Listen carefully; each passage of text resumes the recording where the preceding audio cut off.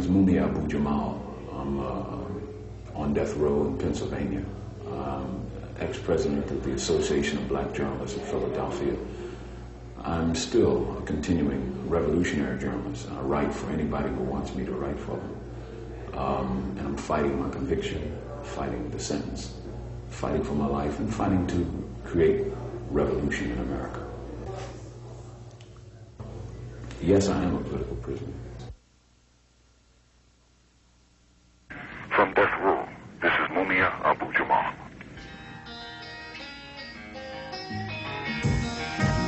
It was the eruption of the civil rights movement against Jim Crow segregation that shattered the McCarthyite Cold War climate of the 50s. The whole world watched as peaceful demonstrations demanding the right to vote were attacked by the police and the Ku Klux Klan.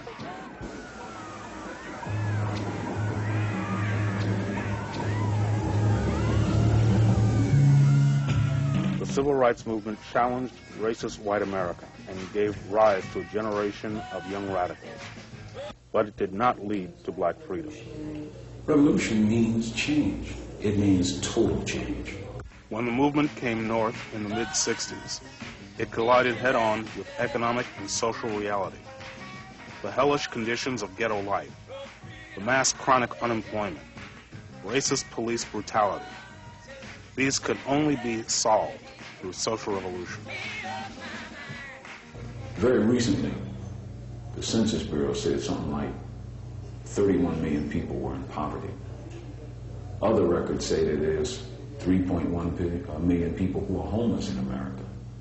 You've got people who do not have the basic needs fulfilled. They can't eat, they can't have shelter, they can't have clothing.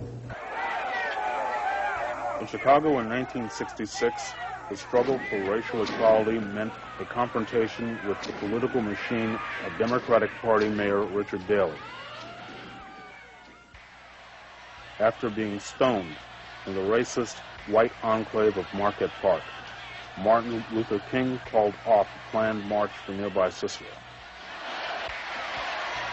When 200 demonstrators from the Student Nonviolent Coordinating Committee, SNCC, went ahead with the Cicero March, they were met by a howling, brick-throwing mob. The civil rights movement was stopped in its tracks. It was during this time that Mumia Abu Jamal came of political age. In 1967, as a young high school student, Jamal, then known as Wes Cook, was already a fighter. As a youth in the 60s, I was impressed by the Black Power movement that was sweeping Black America and the Black world in Africa and the Caribbean. He was one of the leaders of a mass movement to rename Benjamin Franklin High School for Malcolm X, part of a citywide battle for black studies in the public high schools, which culminated in a protest at school board headquarters on November 17, 1967. The Philadelphia police attacked the student protest. The police were led by Police Commissioner Frank Rizzo.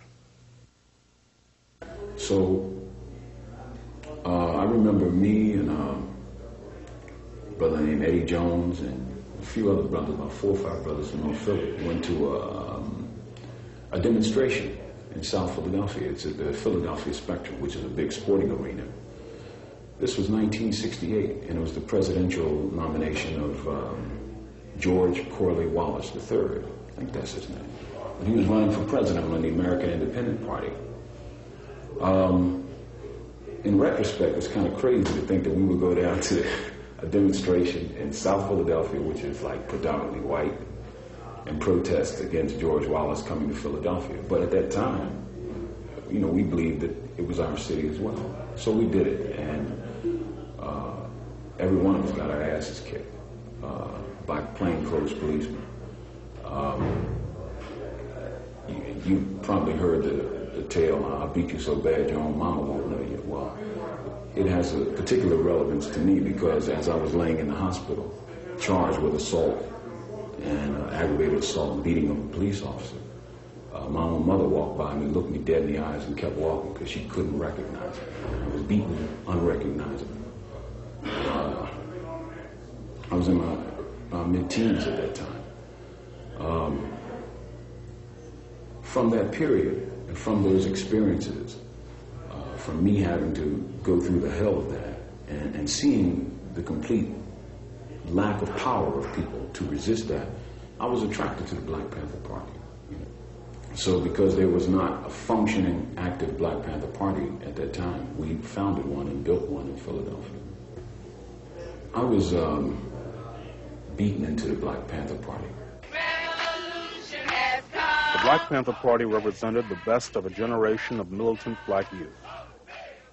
They rejected the turn-the-other-cheek pacifism of Martin Luther King and stood for armed self-defense. I believe that it's a natural right and principle of life for all people to defend themselves. I believe that years ago when I was a Panther. I believe it when I got exposed to the MOVE organization. I believe it now. Self-defense is a natural right, and no one can take that away from you. There was a national campaign to destroy the Black Panthers by infiltration, arrest, and murder, designed and carried out by the White House and J. Edgar Hoover's FBI. This program killed 38 Panthers.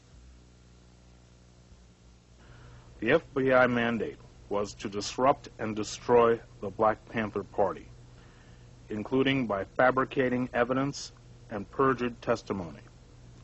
From May 1967 to December 1969, the Panthers were hit with 768 arrests and almost $5 million in bail bonds. The COINTELPRO program was a terroristic program. Its function was to terrorize radicals, revolutionaries, opponents of government programs, and to stigmatize and isolate them from the general population.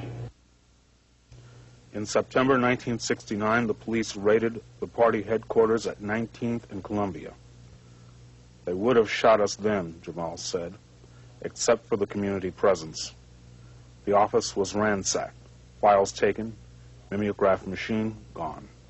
On December 4, 1969, Chicago Panther leaders Fred Hampton and Mark Clark were murdered by the Chicago police under the direction of the FBI.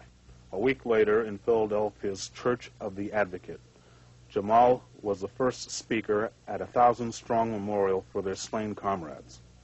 He said, "The only thing on Hampton's bed was blood and a book by Lenin. He was murdered. We're trying to tell people that there is no need for any more Fred Hamptons or Bobby Huttons."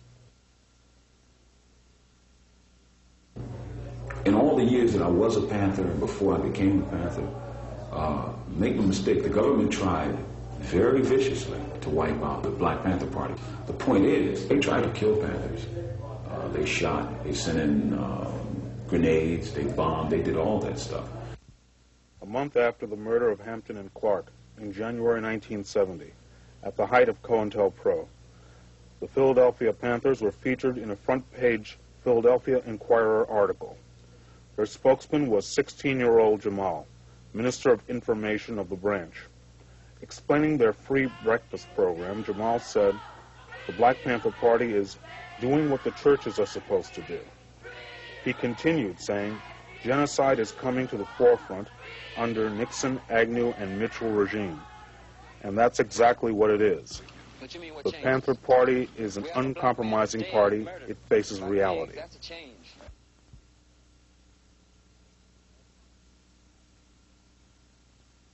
That summer, 1970, Jamal joined the staff of the Panther National Office in California and wrote for the party's newspaper, the Black Panther.